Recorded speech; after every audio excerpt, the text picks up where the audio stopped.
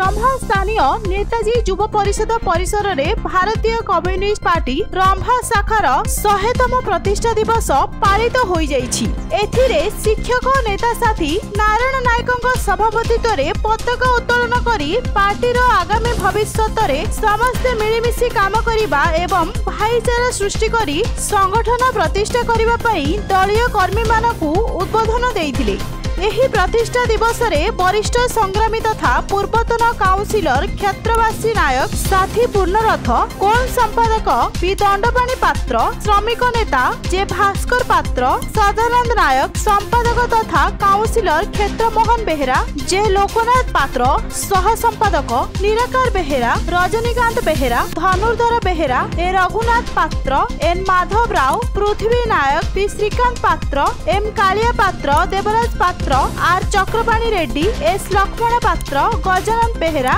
रघुनाथ बेहेरा, चंद्र बेहेरा प्रमुख दलीय पताका तले ठिया होई लाल झंडा लाल सलाम स्लोगान देइथिले। तत्सहित गंजाम जोन रो अन्य शाखा जथा पणसढिय, मधुरचुआ, गौरांग पाटणा, पुईतोला भली प्रत्येक अंचल रे कम्युनिस्ट पार्टी 100तम प्रतिष्ठा दिवस पालन करिसंती और समस्त दलीय कर्मी एही कार्यक्रम रे सहयोग करिथिले। गंजाम रंभारू बनवासी सेठी को रिपोर्ट न्यूज.in।